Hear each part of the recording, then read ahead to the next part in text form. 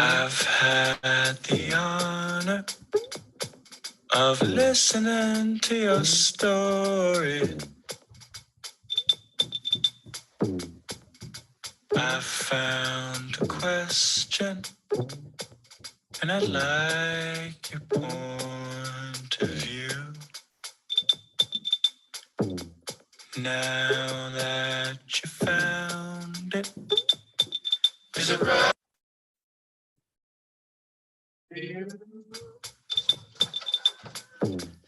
Now that you have it, is it right for you?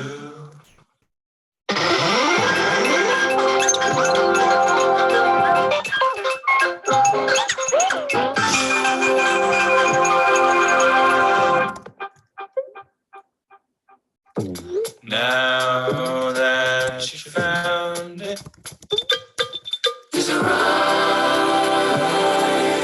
for you? Now that you have it, is it right for you?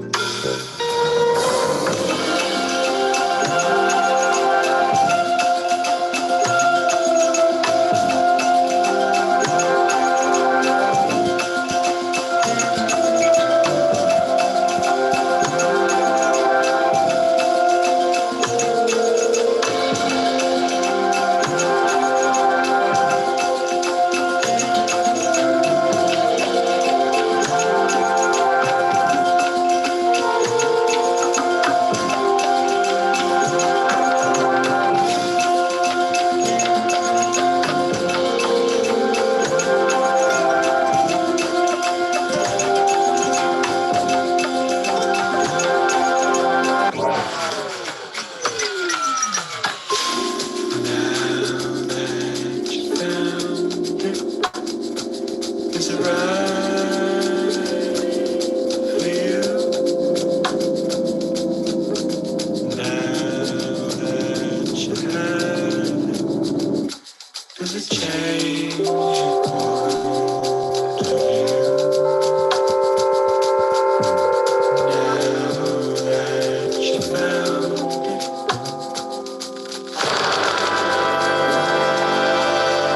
Si, oui, je n'ai pas dit évidemment qu'on allait enregistrer, donc ça c'est important. Si des personnes parmi vous ne souhaitent pas être enregistrées, je vous demande juste, voilà, comme on fait traditionnellement, de couper alors la caméra. Voilà. Je dois aussi signaler la présence d'Isabelle Comtois, Rachel Bovin-Martin et Dalila Vasconcelos, qui sont aussi contributeurs à l'ouvrage, ainsi que Madame Magda Popeniaou, qui est conseillère à la ville de Montréal. Alors, en 2 mots, vraiment comment nous allons faire cette table ronde. Je vais donner la possibilité, bien sûr, aux auteurs de présenter brièvement l'ouvrage. Et puis, on commencera directement avec des questions-réponses. Je commencerai, moi, par en poser une pour juste briser la glace et permettre à tout le monde aussi de poser ses questions.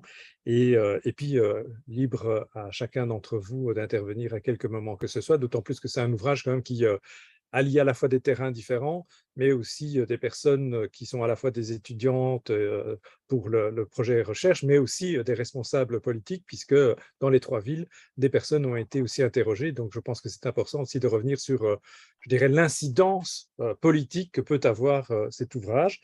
Et pour débuter, je vais donner la parole à Sandro Catachin en disant quand même, bon, moi qui suis un spécialiste de la question de l'intégration, évidemment, poser ces termes en termes d'inclusion et de rituels d'inclusion, comme le font les auteurs, je pense que c'est vraiment très novateur et permet de sortir aussi de ce que je disais un peu à la blague en début, c'est-à-dire que la question de l'intégration se pose toujours en termes de conformité, comment les gens doivent correspondre et rentrer dans une boîte, alors qu'ici, on voit plutôt, je dirais, comment des acteurs, dans des pratiques qu'ils organisent, construisent, eux, co-construisent la pratique de l'inclusion et de l'intégration. Et je pense que de ce point de vue-là, le retournement de perspective que proposent les auteurs dans cet ouvrage est tout à fait novateur. Et en plus, il se centre aussi sur la question de l'identité urbaine, qui est vraiment fondamentale dans les 3 pays que couvre cet ouvrage. Voilà, je donne la parole à Sandro pour une brève présentation. Sandro Merci, Catachin, donc, qui est professeur à l'Université de Genève. merci beaucoup pour cette introduction que je vais en fait juste continuer en parlant un petit moment de ce qui était le projet scientifique derrière cette idée, cet ouvrage. On a différentes histoires, les 3 auteurs, comme vous le savez bien, différents orientation aussi, donc c'était sans doute un grand travail de se retrouver à parler de la même chose et dans un même vocabulaire durant ces années que cette gestation de ce livre a nécessité.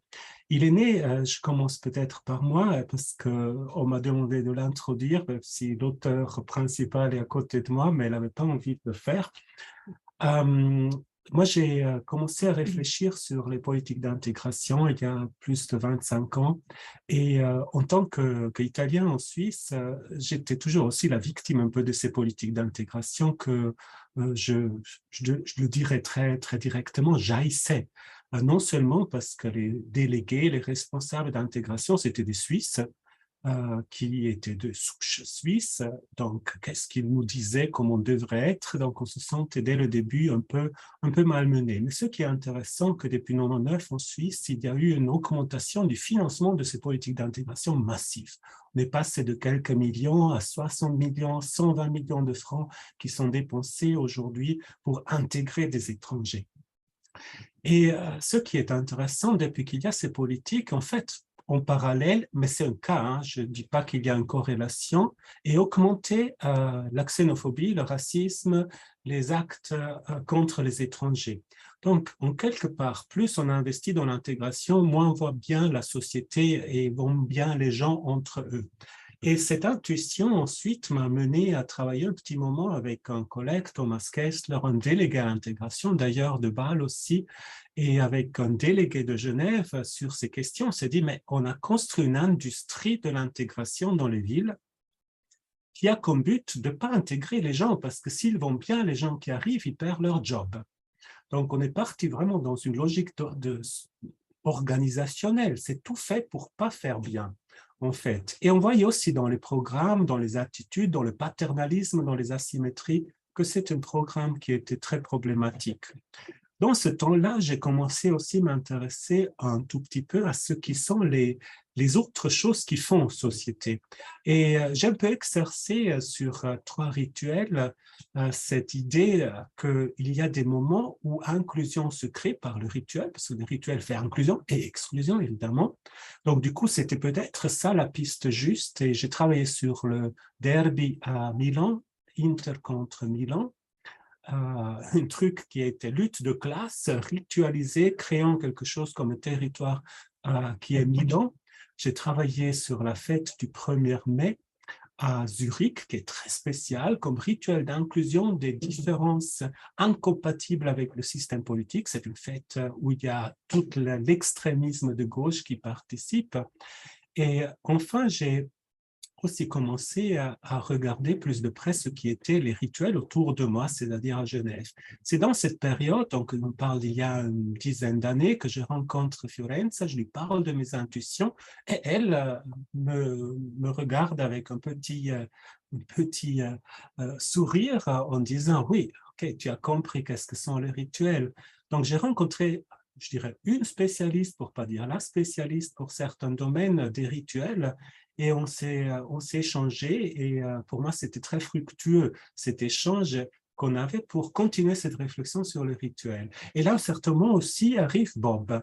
Bob arrive à travers le G3, Fiorenza par un guest professorship, c'est le contact qu'on a. Le G3, c'est une collaboration entre l'ULB, l'Université de Montréal et l'Université de Genève. Donc, merci Andrea de nous avoir mis en contact parce que je ne connaissais pas Bob, qui travaillait sur les villes interculturelles. Alors pour moi, le terme, c'est presque une offense de parler de culture et d'interculture, c'est muséalisation des différences, c'est pas ça la ville c'est quelque chose qui bouge dans toutes les directions. Mais vu que ce n'était pas le thème du livre, ça n'a pas empêché qu'on travaillait ensemble. Donc, à trois, on a commencé à réfléchir sur ces rituels en se disant, il y a quelque chose qui se passe dans les villes au-delà des politiques d'intégration qui ne thématise pas le thème de l'intégration du tout, mais qui thématise le thème, qui thématise l'appartenance, qui thématise le territoire et qui fait par une logique, et là c'est les instruments de Fiorenza qui étaient très importants, les instruments du rituel créent des dynamiques où on entre dans une affaire et on sort différemment. On entre dans une affaire, une fête, on a des émotions, on partage, on rit ensemble, on se transforme comme personne. Dans la majorité des rituels, il y a le corps qui est impliqué, donc il y a un vrai changement physique qu'on sent. Et on sort de ce rituel en disant ah, « j'ai vécu quelque chose de collectif lié à un territoire ». Et c'est là où ça devient intéressant, notre livre, parce qu'on se dit « c'est créer société ponctuellement au moins ». C'est là où les rituels doivent se répéter, évidemment, pour que ça puisse reprendre les nouveaux, rassurer les anciens. Mais c'est des moments de création de communautés territoriales ponctuelles et qui ont un effet fondamental pour les villes. Et ça, c'est, je pense, notre point sur lequel on a beaucoup insisté dans ce livre. Quand tu te sens appartenir à quelque chose, que ce soit la famille, le territoire, l'église, tu commences aussi à développer un sentiment de responsabilisation à l'égard de cet endroit, de cette famille, de cette église, de cet territoire, pour parler de nouveau des villes. Ça, c'est notre thème. Les rituels créent appartenance, mais l'appartenance est le début d'un comportement civilisé, du civisme. Je pense que c'est là la clé. Hein? Alors pour nous, cette intuition qu'on a tout de suite partagée, un peu en rigolant, parce qu'on se dit, ben, on exagère un tout petit peu peut-être, elle a été testée empiriquement, on a analysé une dizaine de rituels, c'est juste 8 rituels, voilà. Tous les autres, on les a encore, on est en plein d'études sur d'autres rituels, mais 8 rituels, on a analysé dans 3 villes, et on a vu par ces rituels, en les décortiquant, en les observant, comment les rituels peuvent avoir cet effet. Quels sont les éléments qui les renforcent dans cet effet? Quels sont les éléments qui les affaiblissent dans cette logique? Donc, on a choisi des cas qui étaient les plus différents possibles dans notre logique, qui avaient différentes logiques, bottom-up, top-down, plutôt d'observation, plutôt d'implication physique, etc., pour ensuite, en fait, arriver à dire, OK, on peut construire des rituels qui ont un effet très important sur la création d'appartenance et sur la création d'un respect à l'égard du territoire et des gens qui vivent le territoire. Et c'est ça un peu le but de notre livre. Et ces dimensions, on va en discuter si vous en avez envie après. Merci beaucoup, Sandro, pour cette présentation. Alors, ce que je vous propose, c'est peut-être de vous poser une question à chacun des 3 auteurs Et puis, c'est bon, c'est juste comme une amorce. Et puis, je propose d'ouvrir la discussion à tout qui veut intervenir, ainsi que, bien sûr, aussi aux autres personnes qui ont participé à la rédaction de cet ouvrage et qui sont présents, évidemment, pourront prendre la parole aussi, de même que Madame Papuanu aussi, évidemment. Donc, la première question, c'est bon, c'est Fiorenza, puisque on sait que Fiorenza, c'est elle qui est venue et qui maîtrise aussi la littérature relative au rituel. Bon, dans le cadre théorique, en fait, Fiorenza Gamba, qui est par ailleurs donc enseignante à l'Université de Genève, vous partez des travaux de Van Gennep, bon, qui datent en fait du début du XXe siècle. Donc, il y a aussi un temps long, et peut-être te demander en quoi est-ce que les rituels ont changé d'une part, et surtout l'analyse des rituels, puisque vous êtes parti quand même de quelque chose qui était bon, très spécifique, mais évidemment, ça s'est élargi. Si tu pouvais peut-être repréciser un peu cette généalogie à la fois des rituels et également aussi, bien sûr, du cadre théorique. Merci beaucoup, Andrea, pour cette question qui vraiment me permet de, comment dire, tracer un peu les parcours qui nous a amenés à traiter les rituels dans cette manière. Donc, Van Gennep, c'était pas nécessaire de commencer par lui, mais ça a été très utile vraiment pour montrer comme les rituels que habituellement on a, comment dire, une idée plutôt traditionnels, entre guillemets, des rituels, justement comme des rites de passage, des choses très bien structurées. Mais à partir de l'analyse de Van Gennep, plusieurs choses se sont passées. Donc, non seulement les rituels ont de manière objective changé, mais aussi l'analyse par rapport au rituel. On sait très bien maintenant qu'il s'agit vraiment de considérer les rituels comme quelque chose des comportements, des performances qui changent, qui peuvent être inventés. Et là, il y a tous les travaux de Victor Turner qui nous ont vraiment aidé à contextualiser le travail. Mais aussi, la réflexion a été, les temps sont changés, il n'y a plus des passages très figés comme Van Gennep les a analysés, mais il y a encore des passages, des moments de fragilité et des besoins d'appartenir, de se sentir appartenir à quelque chose. Et là, c'était le premier moment pour lier les rituels dans toutes ces formes, inventées, traditionnelles, réinventées, à l'appartenance à un lieu. Parce que c'était là vraiment l'aspect le plus immédiat, le plus efficace de montrer l'appartenance. On avait déjà eu la possibilité d'observer qu'appartenir à une communauté, quand on est étrangère, en plus, c'est compliqué. Parfois, c'est vraiment quelque chose qui n'arrive pas à marcher de manière satisfaisante, pas seulement pour les institutions, mais aussi pour les gens qui vivent ça.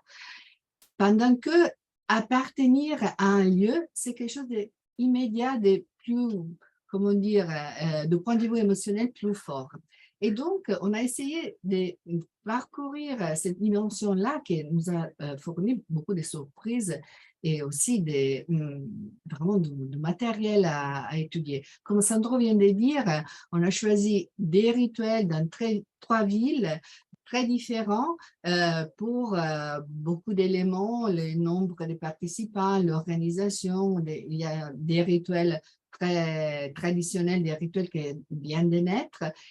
Et aussi cet aspect important du lien entre les gens, les groupes et les territoires a été encore plus mis en valeur pendant la pandémie. Là, on avait déjà terminé le travail important, mais ça a été une confirmation que vraiment pouvoir appartenir physiquement à travers les rituels à un territoire, c'est quelque chose que ça représente une nécessité que les gens ont, surtout les gens qui viennent d'arriver dans un lieu. Et donc, c'est là un peu les parcours qu'on a choisi de suivre. On a commencé avec la dimension traditionnelle, les études traditionnelles, mais on est vraiment arrivé à penser les rituels de manière très liée à la dimension du territoire et de la performance, que c'est en tout cas quelque chose qui appartient déjà au rituel, hein, même dans les études traditionnelles. C'est une permanence dans les changements, on pourrait dire comme ça. Merci beaucoup, Fiorenza. Alors, j'ai une question pour Sandro. Bon, il ne suffit pas, enfin, vous l'avez dit un peu, et Fiorenza l'a dit aussi, il ne suffit pas d'avoir des rituels d'inclusion pour que le sentiment d'appartenance se crée, voire, même si je ne sais pas si tu aimes le terme très politique de cohésion sociale, alors on peut se poser la question, mais qu'est-ce que les villes pourraient faire d'autre pour créer ce sentiment d'appartenance, celui sans doute aussi d'une citoyenneté?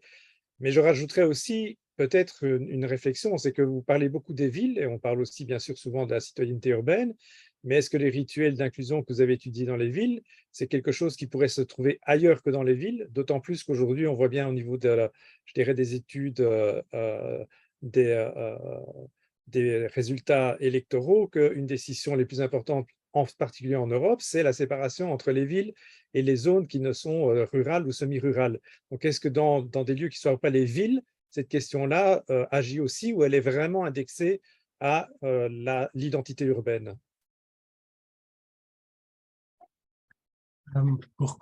C'est deux questions plutôt compliquées que tu me poses, mais la deuxième est plus simple. En fait, pourquoi la ville? Tout d'abord parce qu'elle est contrairement à ce qui est l'hors-ville. Alors, je ne dirais pas l'agglomération qui demanderait encore un autre discours, mais typiquement le périurbain, plutôt de campagne, est un lieu à haute mobilité avec une forte différenciation de la population du point de vue des styles de vie, des origines, des âges. Donc, du coup, la ville a beaucoup plus le problème de créer de l'appartenance que là où il y a une communauté relativement immobile, plus traditionnelle dans les communes. Donc, c'est clair, les communes font leurs fêtes aussi, et c'est des fêtes très importantes qui ont lieu. Pour citer l'exemple de Genève et de l'agglomération de Genève, c'est une agglomération d'environ 1 million d'habitants. La moitié des habitants vivent en France. On a fait une analyse de ce territoire du point de vue des fêtes qui ont une visée territoriale, et on a identifié 170 fêtes territoriales sur ce territoire du Grand Genève, qui concernent évidemment les communes, les quartiers. Certains sont sur le Grand Genève, très peu d'ailleurs. Sur la grande agglomération, il y en a une en fait, peut-être deux, qu'on pourrait mettre dans cette catégorie. Mais en fin de compte, ce qui est intéressant dans cette observation est qu'il n'y a pas le rituel pour la ville, mais qu'il y a une multiplication de rituels qui font ville par le bas vers le haut, par le quartier, par la commune d'agglomération, par la petite village qui est à la limite entre agglomération et campagne, qui construisent ainsi régulièrement quelque chose qui est appartenance à un territoire.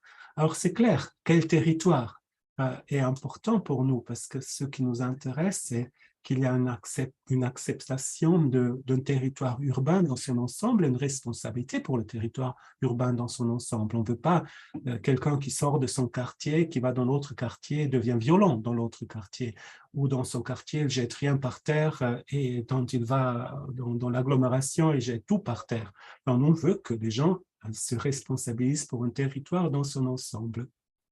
Et c'est là où je peux répondre et faire le passage à ta première question, en fait. Est-ce que les rituels sont suffisants? Non, évidemment. Donc, il faut les rituels. Je pense que c'est vraiment quelque chose, on pense que c'est vraiment quelque chose de très important sur les territoires, mais c'est largement insuffisant si on veut avoir dans des villes qui ont un échange de population de 10 à 20% par an. Donc, pour Genève, c'est 50 000 personnes qui entrent, qui sortent chaque année. Donc, sur le territoire cantonal, on est sur plus de 10% chaque année. Et si je pense à des autres villes, c'est encore, c'est un peu la même chose. Donc, il faut continuellement travailler que ça se crée. Donc, il faut toujours des rituels, mais peut-être il faut aussi des autres instruments. Nous sommes sur différents projets qui travaillent sur ces autres instruments. Un instrument qui est important pour nous, c'est la participation. C'est un peu banal de dire. Mais si on regarde un peu comment on travaille à la participation, vous comprendrez pourquoi on la voit comme beaucoup plus relevant dans sa logique quotidienne. Participation, ce n'est pas participation politique. Participation, c'est quelque chose qu'on fait tous les jours. C'est quand on décide et on parle au concierge sur comment gérer le carton. Quel jour on le met où? Est-ce qu'on peut le mettre là? Quand il y a des gens qui interviennent pour demander, par exemple, collectivement, qu'est-ce qui est le meilleur pour l'immeuble? Ou encore quand on va dans le parc de quartier et on a une table et à la fin de la table, il y a une discussion, quand tu peux l'utiliser, comment la laisser quand on a fini la table. C'est tous des éléments de participation. Donc, on a un peu de l'idée qu'il faut augmenter ce qu'on appellerait une participation diffuse, une participation du quotidien totalement banalisée. Alors, un des exercices auxquels on a participé, c'est vraiment la participation Bassoy, si vous voulez. C'est quelqu'un qui a mis un groupe d'artistes avec lequel on a collaboré, juste une table dans un quartier.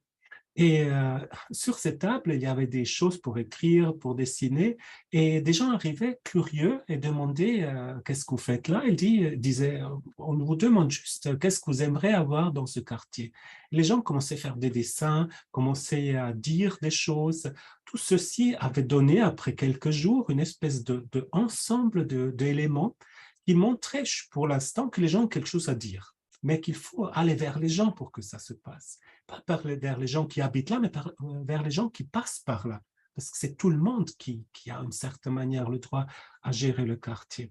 Alors, ce qu'ils ont fait dans ce projet, on a transformé ces phrases, ces dessins. D'ailleurs, beaucoup d'enfants qu'on n'écoute jamais, beaucoup de personnes âgées qu'on écoute un peu plus, mais toujours relativement peu.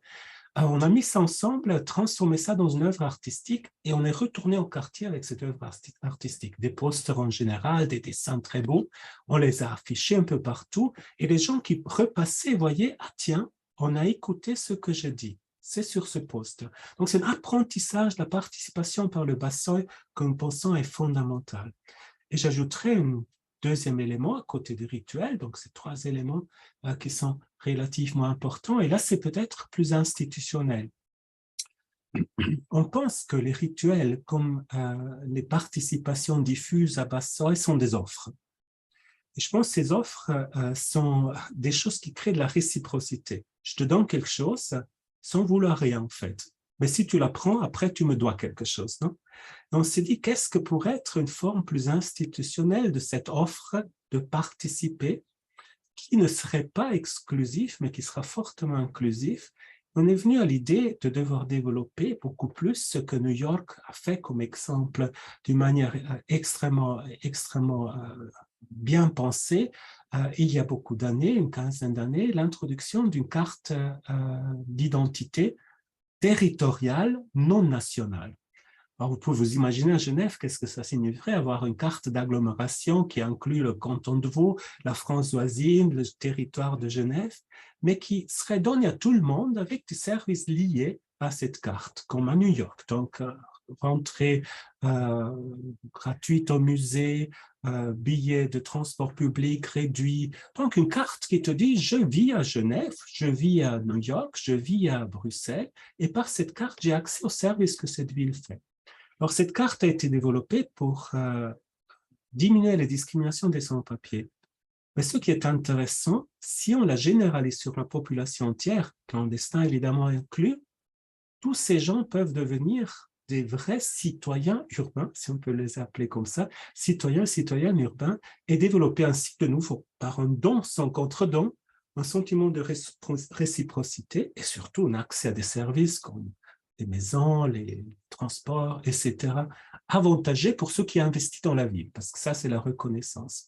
Contrairement à la carte nationale, auquel je pourrais continuer encore un tout petit peu sur cette question, mais ce n'est pas le thème, elle n'est pas exclusive. Donc, dès que tu peux montrer que tu habites sur un lieu, tu la reçois. Je pense que ça, c'est la ville ouverte. Ça sont les trois éléments de la ville ouverte. Des offres toujours de participation, des offres unilatérales. Merci beaucoup, Sandro. Ben, ça donne là aussi la possibilité, avec ce dernier élément, de passer à une troisième question pour Bob, qui est, bon, en fait, quelles sont les implications je dirais, pratique du travail que vous avez réalisé et surtout quel impact ça peut avoir sur les politiques publiques et notamment les politiques publiques urbaines. Bien sûr, Sandro a déjà énoncé une voie possible à New York, mais il y a plein d'autres villes qui ont ce genre de choses. Je pense aussi, par exemple, à Barcelone sur d'autres raisons. Donc, Bob, quelles sont les implications qu'on peut attendre d'un ouvrage comme celui-ci si vous le mettez, vous le diffusez auprès des responsables politiques urbains dans les 3 villes, par exemple? Merci pour la question, Andrea. D'abord, j'aime souvent dire que je suis devenu un anthropologue des politiques publiques malgré moi. C'était vraiment pas prévu. Avant, je travaillais sur les rituels et des trucs semblables, sur les rituels de la musique populaire. Mais depuis mon nombre d'années, maintenant, je travaille dans les villes, avec les villes et sur les villes, dans le sens de grand V, donc des administrations municipales. Et une chose qui ressort beaucoup dans ce champ de recherche, c'est que les différents acteurs municipaux se posent de plus en plus la question comment est-ce qu'on peut développer des pratiques inclusives. Et donc, à Montréal, c'est une question, je dirais, ambiante. C'est devenu tellement important, cette question-là. Pas uniquement pour, je dirais, de prononcer des beaux mots et puis montrer que la ville est gentille, mais aussi parce que des villes comme Montréal ont fait beaucoup d'efforts pour documenter le fonctionnement et puis les effets de la discrimination systémique. Donc, récemment, la ville a entamé un grand processus de consultation publique sur le racisme et la discrimination systémique. Et le rapport qui serait, peut-être quelqu'un peut nous envoyer ça par le chat pendant que je parle, c'est l'Office de consultation publique de Montréal. Les résultats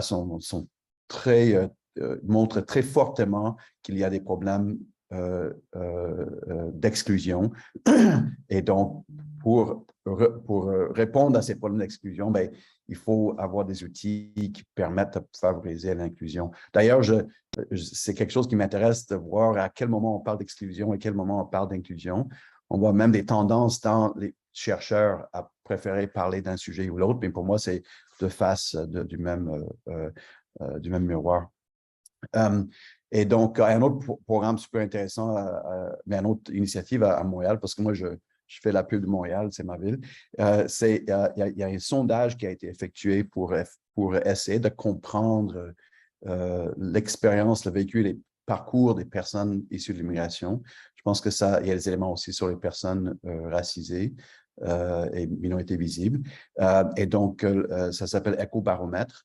Un autre lien à chercher. C'est-à-dire, les villes sont vraiment des acteurs, au Québec, on appelle ça la gouvernance de proximité. Les villes sont des acteurs de proximité dans le sens que, un peu comme Sandro disait, c'est pas facile d'appartenir à une nation parce qu'il y a un aspect ethnique et un aspect identitaire qui nous échappe, nous les immigrants, mais c'est plus facile d'appartenir à une ville. Et donc, les acteurs municipaux sont conscients de cette différence d'échelle. Ils agissent là-dessus, ils veulent agir là-dessus. Ils n'ont pas toujours les bons outils. Ils ont leurs problèmes à eux aussi. C'est pas facile de gérer un paquebot comme une métropole ou même une ville plus petite.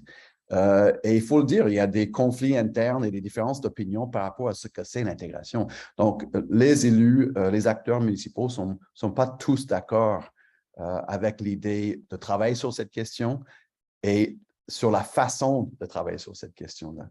Peut-être que Mme Pupiano peut nous dire quelques mots, mais le défi qu'on avait avec le livre, c'était comment faire de passer à une réflexion profonde, historique, je dirais conceptuelle, comme dans les parties que Sandro et Fiorenza ont écrit sur la notion de rituel, un concept anthropologique. Comment passer du concept anthropologique aux pratiques municipales? C'était tout un défi. Et donc, rendu là, ben, nous avons eu l'idée de rentrer dans le concret.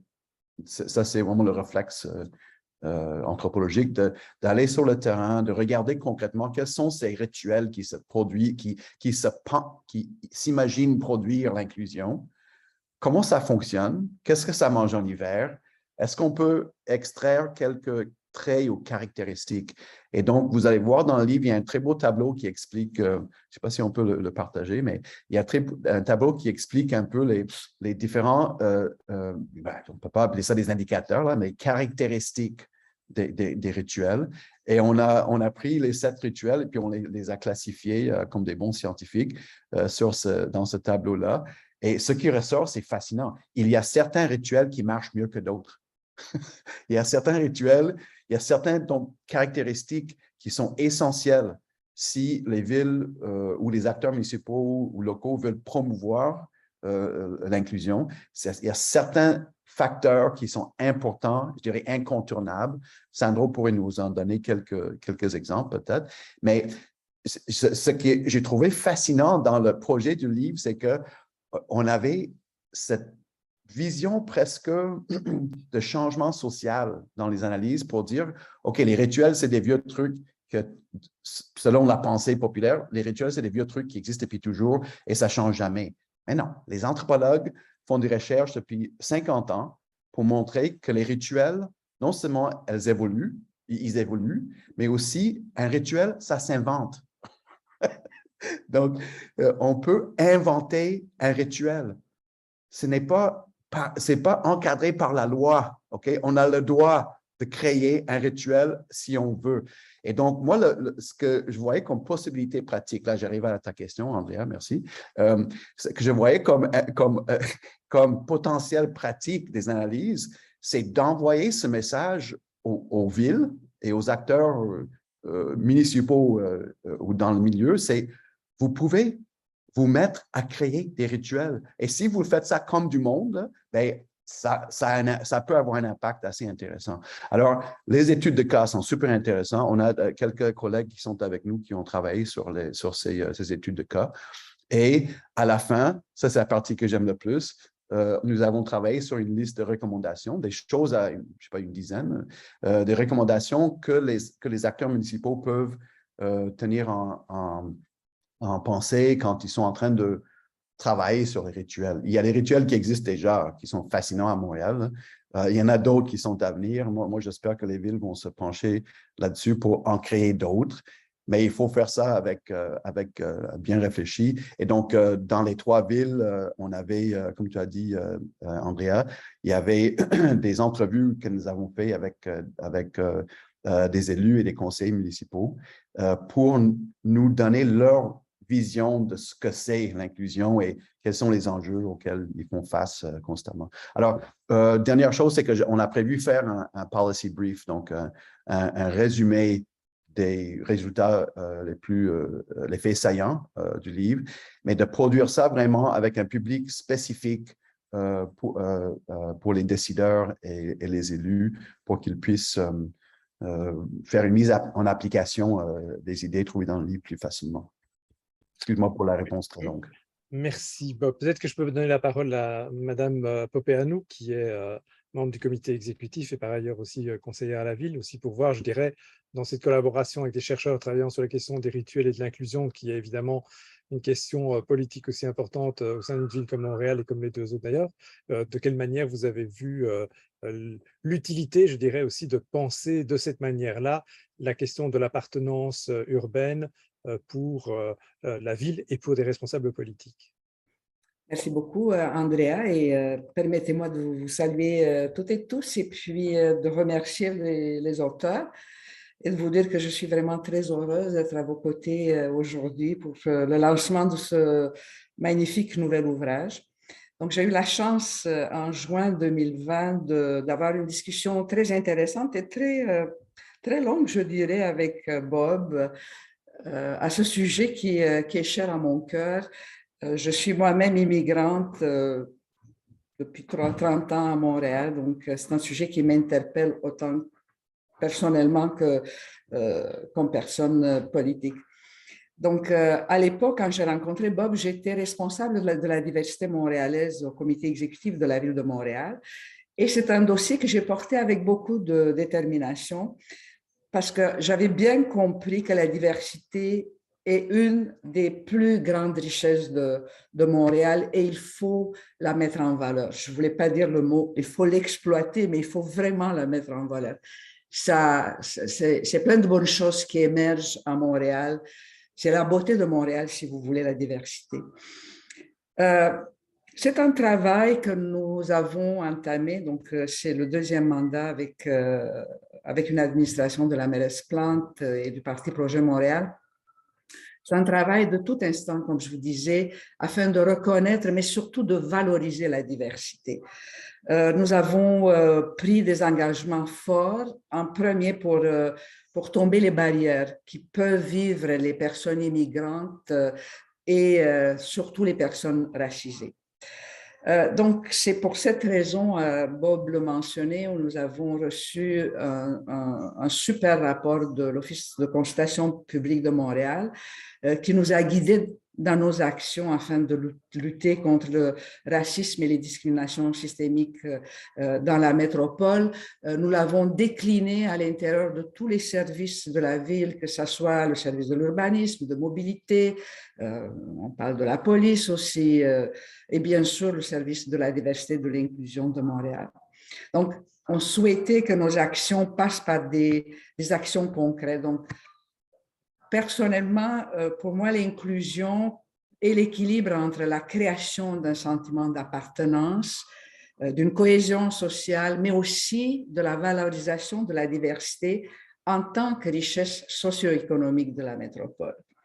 Bien sûr que l'inclusion de tous et de toutes sous-tend un accès à l'ensemble des droits humains et bien sûr, c'est une condition primordiale de déconstruire les barrières limitant l'accès à ces droits humains.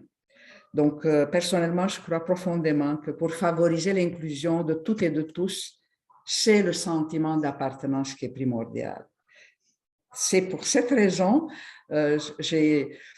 j'avais pas au début bien compris le rôle des rituels. Bob m'a éclairci beaucoup de choses, mais j'ai compris que les rituels sont extrêmement importants et nous avons choisi, Bob a choisi, puis bon, je me suis penchée aussi sur le sujet, les tam-tams de Mont-Royal. C'est un exemple bien décrit dans votre livre qui est central à l'identité montréalaise, puisque c'est un lieu magique, c'est sur le Mont-Royal, mais c'est aussi un lieu inclusif de partage d'une expérience à travers une expérience musicale rassembleuse, donc tout le monde est bienvenu. Ou le gala des nouveaux-nés, là, un autre exemple qui me vient en tête à la suite de la lecture de votre livre, qui est un événement d'inclusion des familles, de bienvenue des nouveaux résidents. D'ailleurs, j'ai eu la chance dans l'arrondissement où je suis élue année après année d'assister à un événement où les nouveaux arrivants à Montréal sont célébrés, on leur dit la bienvenue. Donc, je peux vous rassurer qu'on a globalement, donc comme communauté à Montréal, on a à cœur de soutenir les fêtes de quartier, les fêtes communautaires, les rituels montréalais qui favorisent l'inclusion des communautés locales. Et on souhaite que la ville de Montréal soit la place de tous les citoyens et de toutes les citoyennes, puisque c'est vraiment une de nos plus grandes priorités. Donc, je veux finir en vous remerciant pour ce magnifique ouvrage et je vous souhaite bien sûr un très bon lancement. Merci beaucoup pour cette intervention. Alors peut-être avant d'ouvrir une discussion beaucoup plus large, peut-être donner aussi la parole aux contributeurs qui ont participé, qui sont présents. Si vous voulez ajouter quelque chose, je pense que c'est important que vous puissiez avoir aussi cette opportunité. Je ne sais pas si Isabelle, Rachel ou Dalila, présents, souhaitent intervenir. Je pourrais le faire, dans le sens où moi, j'ai travaillé sur le Gala des nouveaux-nés dans le quartier Saint-Michel. Et c'est un projet dans lequel j'ai participé aussi en tant qu'accompagnatrice. Donc, je le vois aussi du point de vue un peu du terrain.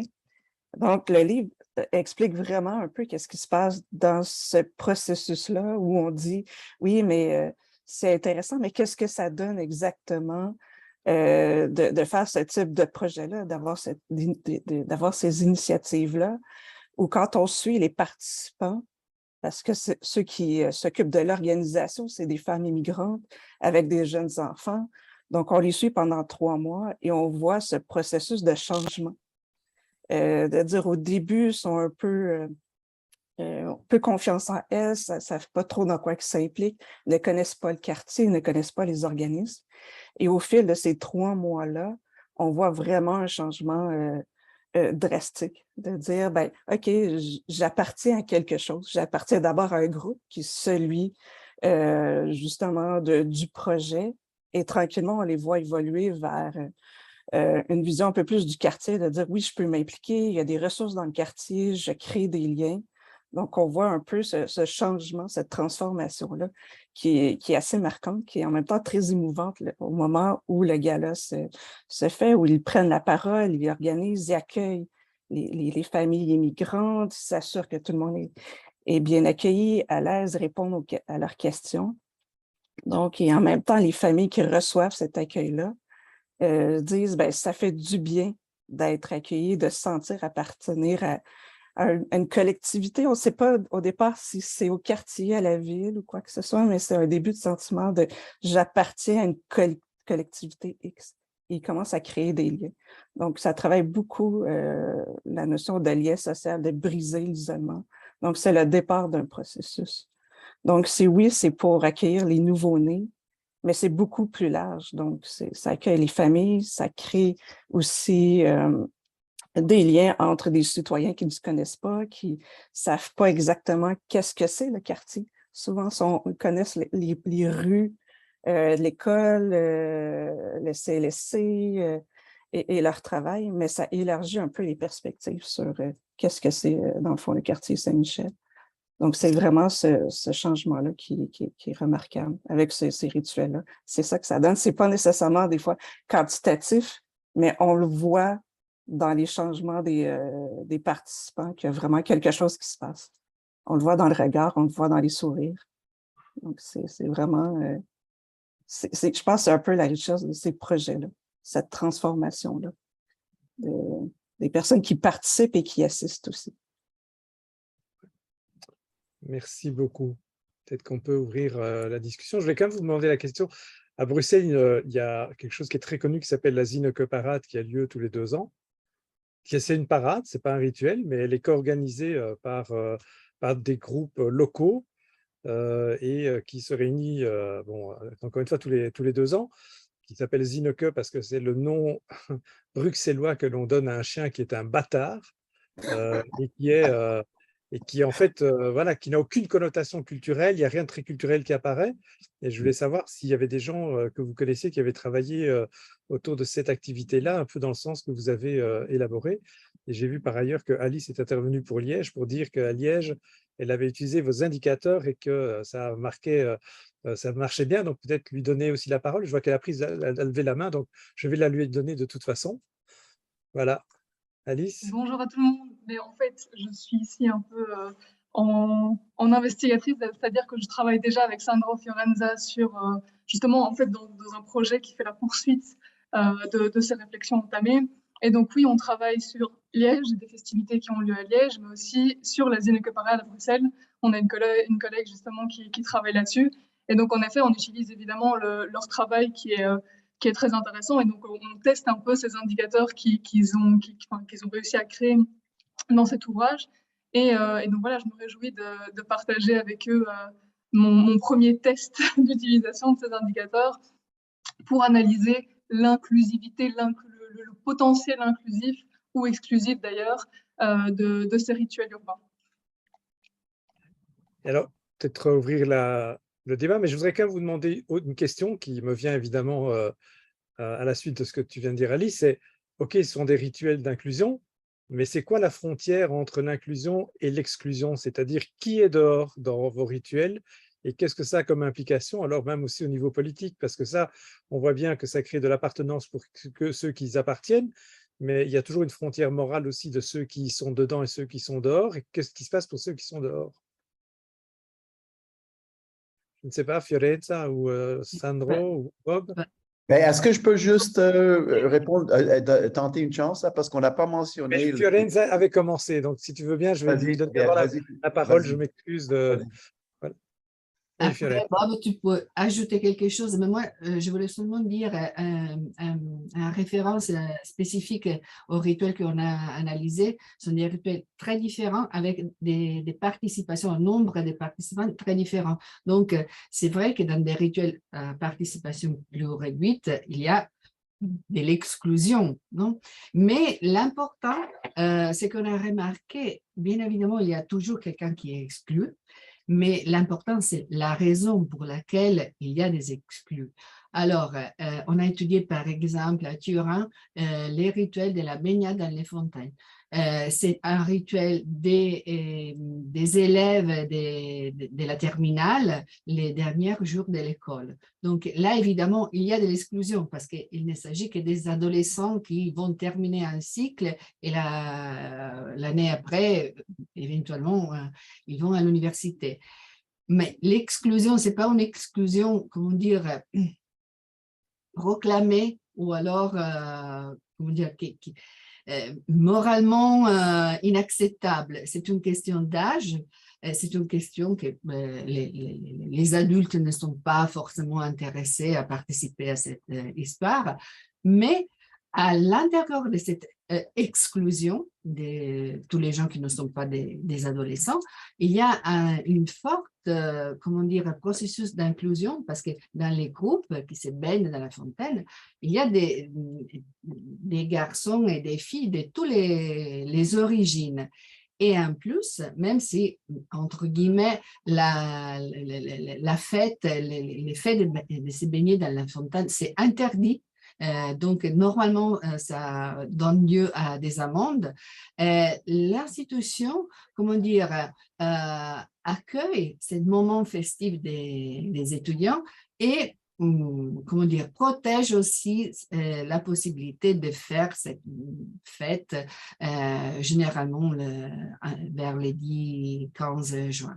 Donc, l'effet de l'inclusion, l'exclusion, c'est quelque chose de très important, de très intéressant à étudier parce que c'est un mot à déployer et à contextualiser. Dans ces cas-là, l'exclusion, ce n'est pas une exclusion, comment dire, négative, c'est quelque chose qui est comme ça, c'est une question d'âge, d'opportunité. Dans d'autres cas, par exemple, je ne sais pas si c'est quelque chose qu'on a analysé dans les livres, mais c'est un rituel que tu as analysé, il s'agit vraiment d'exclure des catégories de manière très précise, et là, les sens et les faits, c'est totalement différent. Donc, effectivement, c'est important de bien définir qu'est-ce qu'on entend cas par cas par rapport à l'inclusion et à l'exclusion. Merci Fiorenza. Je te redonne la parole, Bob. Excuse-moi, j'ai essayé de la voler. Non. Merci.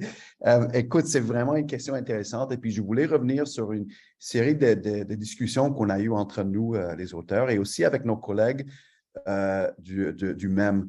Donc, je pense que José est là et Rachel Boivin-Martin a travaillé sur, excuse-moi, j'ai quelqu'un à la porte, elle a travaillé sur l'étude de cas sur un projet qui s'appelle Vous faites partie de l'histoire. C'est un projet fascinant.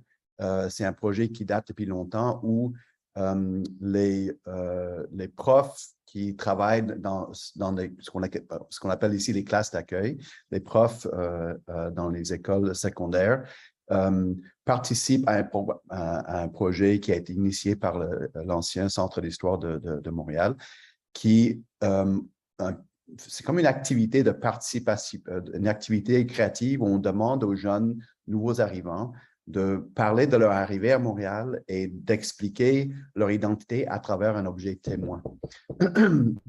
Et donc, comment je peux dire, cette activité a une visée d'inclusion. Mais dans nos discussions, on s'est dit, mais est-ce qu'il pourrait aussi créer un effet d'exclusion par le simple fait de mettre l'accent sur l'identité immigrante, c'est-à-dire des jeunes parlent de leur arrivée et puis leur statut comme personnes venant d'ailleurs, est-ce que le fait de mettre plus de lumière sur cette identité étrangère, est-ce que ça peut créer un effet d'exclusion? Alors, c'était vraiment un débat super intéressant. Pour moi, c'est un des cas les plus riches qu'on a dans les études de cas. Je ne sais pas si les collègues aimeraient en parler. Sandro, je ne te donne pas la parole, là. Non, pas toi.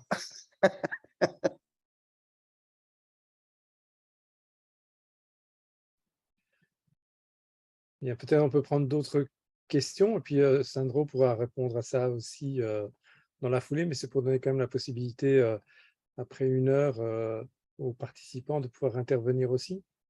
Qui souhaite intervenir, prendre la parole. Peut-être le plus simple, c'est que vous leviez la main, comme ça sera plus visible pour moi, en actionnant la petite main.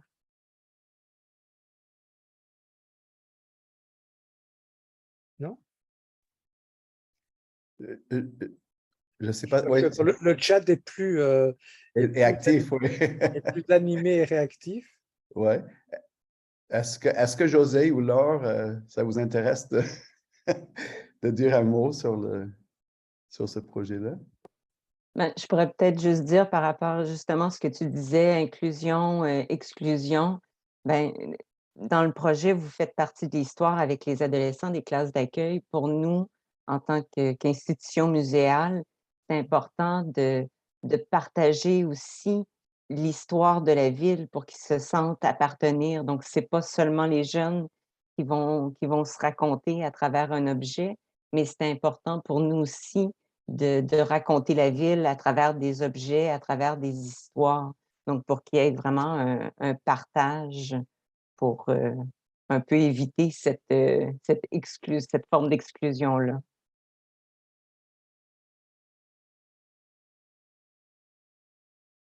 Merci. Je ne sais pas, peut-être. Oui, Rachel. Ouais. Ouais. Oui, mais je voulais me permettre aussi, en réfléchissant là, à la question de Bob, puis aussi à ce que José vient d'amener en rapport au projet, vous faites partie de l'histoire. Je m'excuse, je n'ai pas de caméra, mais vous m'entendez, j'imagine? Oui, très bien. Oui, très oui bien. Quelque chose d'intéressant par rapport aux critères non, mais à ce que vous discutez sur l'inclusion, l'exclusion. C'est sûr que dans le cadre, mettons, d'un parcours migratoire, ce dont on s'intéressait, ce dont le projet s'intéresse, quand on demande par un objet témoin que le jeune se raconte, on fait partie de l'histoire, bien, c'est sûr que historiquement ou sinon dans le parcours migratoire, à un moment donné, le fait de transiter d'un continent ou d'un pays à l'autre, il y a un moment donné où physiquement, de facto, on passe d'un endroit à un autre. Donc, on est dans une inclusion et dans une exclusion et dans une exclusion et dans une inclusion, vice-versa. Je trouve que c'est intéressant parce que si on réfléchit à ce dont il était question auparavant, à savoir si il y a les critères objectifs, il y a les critères subjectifs de l'inclusion et de l'exclusion, mais dans ce cas-là, j'ai l'impression qu'on se retrouve à la frontière entre des critères objectifs et subjectifs, de par le fait même que quand on traverse physiquement une frontière, mais on ne se retrouve plus dans l'autre. Je ne sais pas si mon commentaire est clair. Hein? Oui. Oui, tout à fait. Je pense que Sandro voulait intervenir tout à l'heure avant que je lui ai bridé la parole, non? Oui, je voulais pas intervenir, mais je suis surtout pas de polémique avec Bob dans ces moments magiques qu'on est en train de vivre autour de ce livre. Oui, parce que c'est lui-même un rituel, en fait. On a bien compris que votre rencontre est elle-même un rituel d'inclusion des différences. Et ça, on l'a bien. Si je peux me permettre, c'est une note, si vous voulez, épistémologique. Le livre, c'est vraiment les résultats d'un travail des groupes, pas que chacun a écrit son morceau, comme d'habitude on fait, mais vraiment, on a discuté mot par mot. Donc, vous imaginez que ça a été un travail vraiment très difficile, où il y a eu des différences, beaucoup. Et donc, malgré cela, on est arrivé à sortir les résultats. Donc, c'est un moment est vraiment un moment rituel pour nous parce qu'on a, comment dire, dépassé tous les moments des tensions, des idées différentes. On a vraiment beaucoup travaillé. Et c'est comme tu dis, Andrea, c'est vraiment un moment des célébrations, pas seulement du livre, mais aussi de notre relation qui a été mise à l'épreuve. Voilà. Merci Fiorenza. D'être juste sur inclusion-exclusion, un élément évidemment qui est au centre du livre, mais nous, on y répond avec le concept de ville ouverte, qui est un concept qui a été développé par Richard Sennett, Saskia Sassen, avec l'idée de se dire que dès que la ville introduit une exclusion, elle se fait mal, elle perd en créativité, elle perd en force. Et la ville ouverte joue vraiment la carte de l'inclusion systématique. Et à partir de là, évidemment, quand on a analysé les rituels, on a regardé jusqu'à quel point ils sont inclusifs ou exclusifs, et on a distingué surtout s'il y avait un récit derrière le rituel qui était, inclusif et explicite. Et ça, c'est très important. Parce qu'il y avait beaucoup de rituels, c'était implicite, mais pas explicite. Je pense que l'explicite est très important.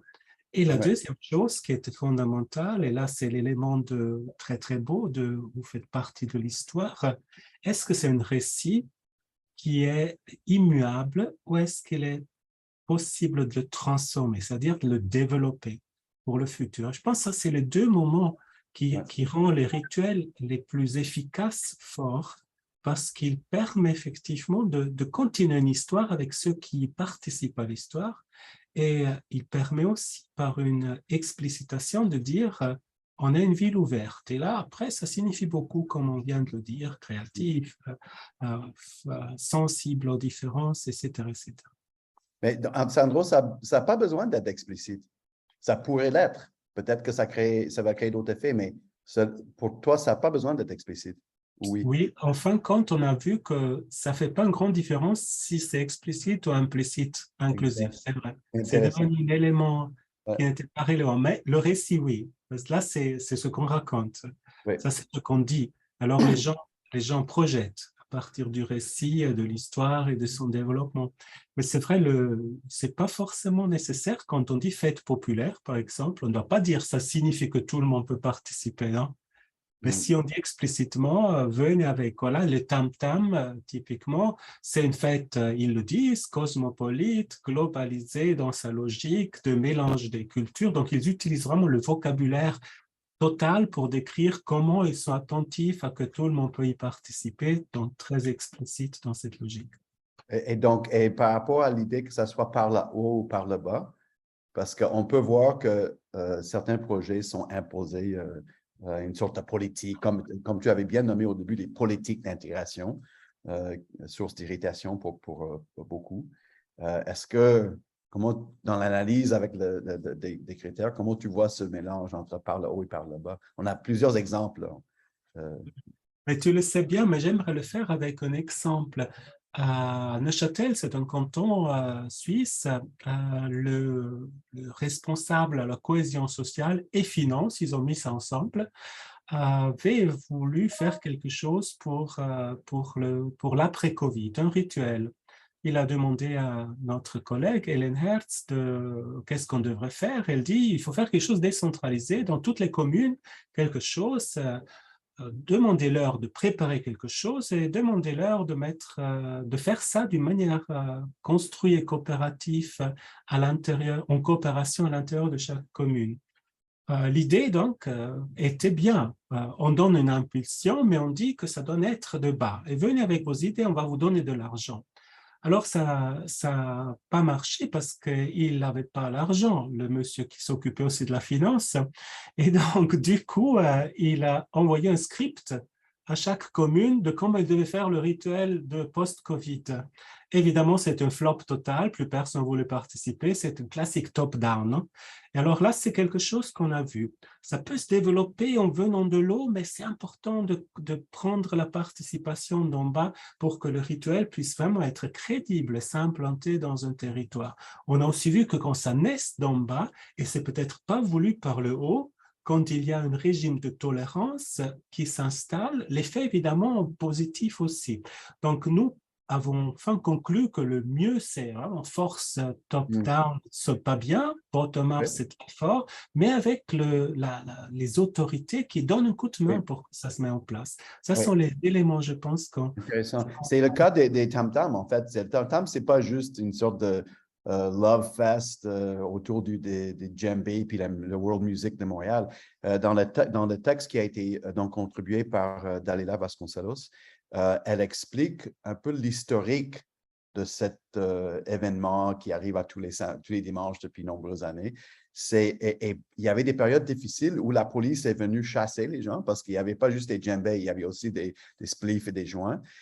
Mais à un moment donné, il y a comme un comité qui s'est organisé autour de l'événement pour essayer de trouver une solution que ça puisse continuer, mais sans être un élément d'insécurité ou de désordre, entre guillemets. Alors, il y avait, comme tu dis, une sorte d'encadrement, tolérance, mais aussi une collaboration avec les acteurs du rituel qui faisait que c'était hybride. C'était par le bas, mais avec un peu de top-down aussi.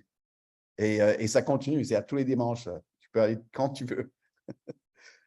Moi, je voudrais encore vous poser une question un peu plus chatoyante, je dirais. Dans les rituels d'inclusion, on en connaît certains qui ne sont pas fondés sur la différence, mais qui sont fondés sur la tradition, défendre le même. Et je dirais que dans les villes européennes, où on remonte au Moyen-Âge pour recréer l'identité mythique qui existe, je voulais savoir si en termes de grammaire de construction des rituels, vous avez vu, on voit une différence dans cette grammaire de constitution des rituels d'inclusion, dont l'objectif, c'est surtout de faire de l'exclusion, en fait, puisqu'il faut adhérer à la tradition, etc. Est-ce que la grammaire de ces rituels sont différents de ceux que vous avez observés?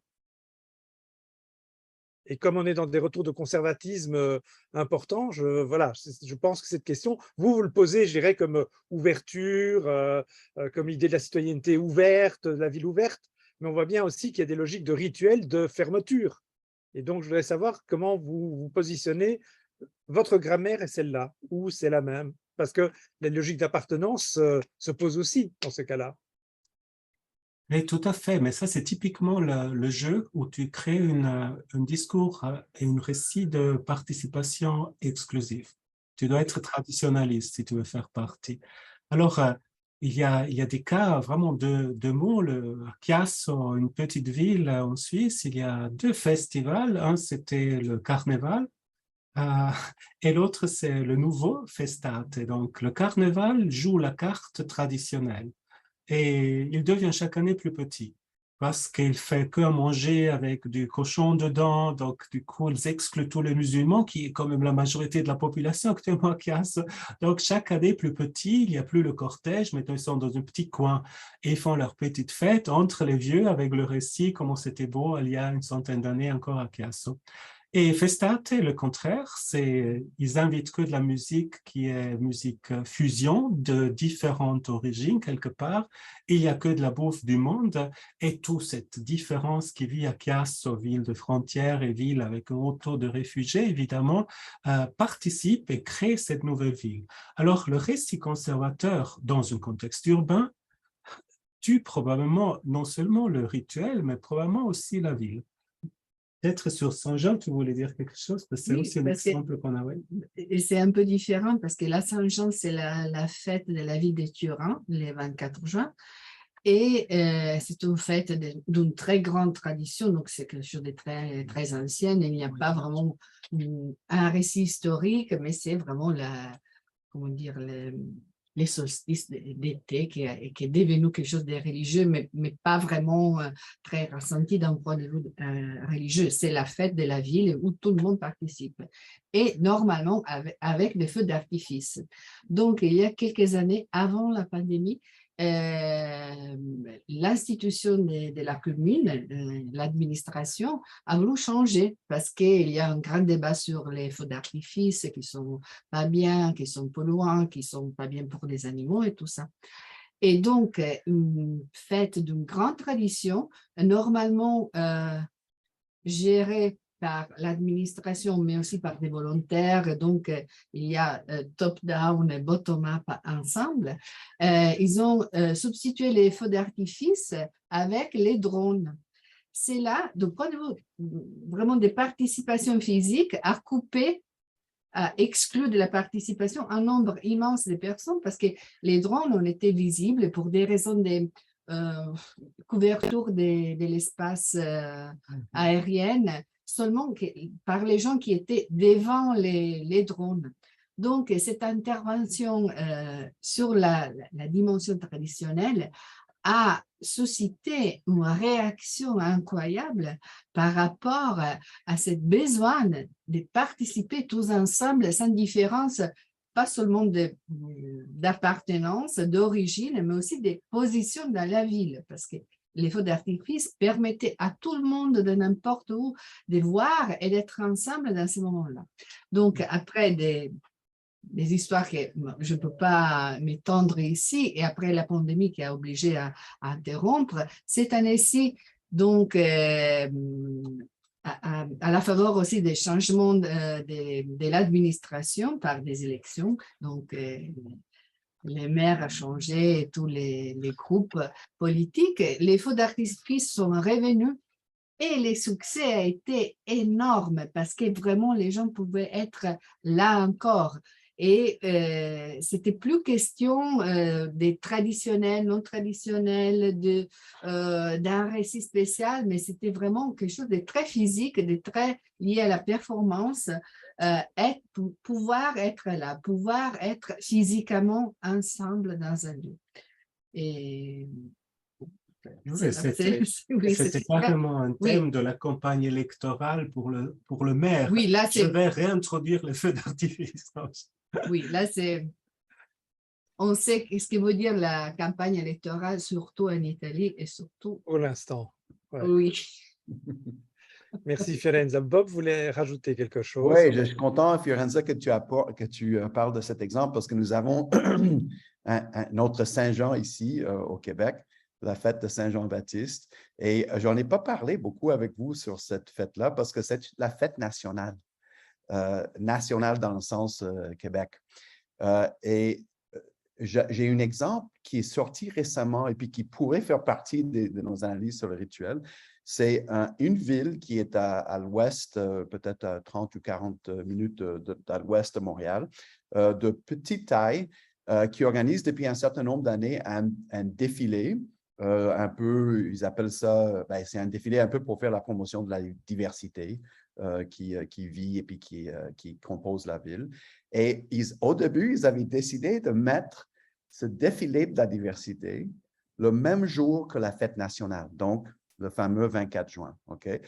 Je ne sais pas, est-ce que c'était une décision voulue? Est-ce que c'était la provocation? Est-ce que c'était complètement naïf? Je n'ai pas encore établi qu'est-ce qui s'est passé, mais à travers une série de plusieurs années, 2, 3, 4 années, les gens du groupe majoritaire, donc qu'on appelle les Canadiens français, certaines personnes de la communauté majoritaire ont commencé à protester et à faire des plaintes et à réagir de façon très, très forte parce que ils disaient, non, c'est notre jour à nous.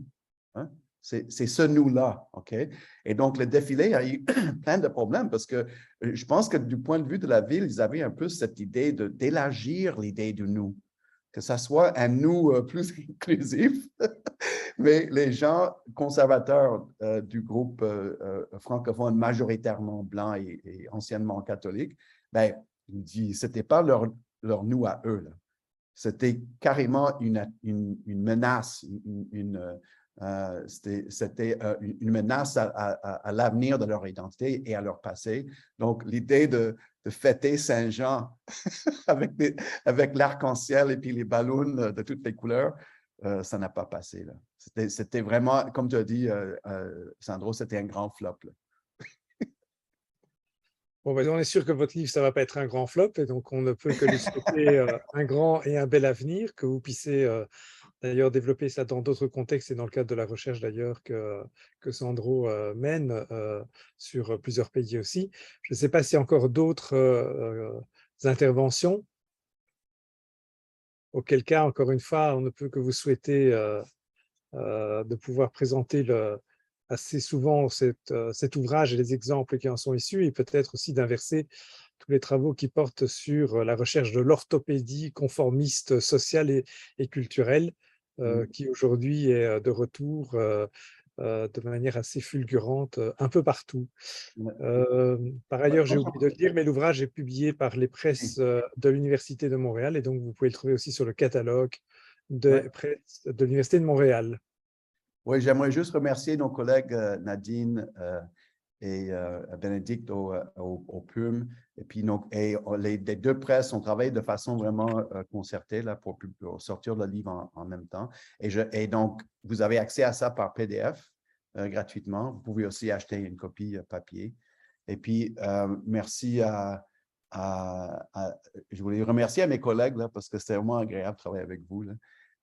Et merci aux contributeurs et surtout à Andrea d'avoir accepté de nous gérer ce matin. Gérer Bob White, ce n'est pas possible, mais animer cette table ronde, c'est avec grand plaisir. Bonne fin de matinée ou bon après-midi à chacun d'entre vous. Merci. Merci. beaucoup. Et à bientôt. Merci à tout le monde. À bientôt.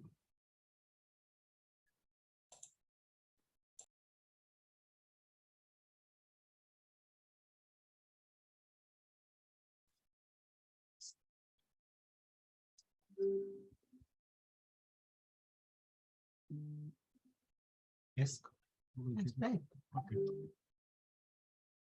Voilà. Oh, ben.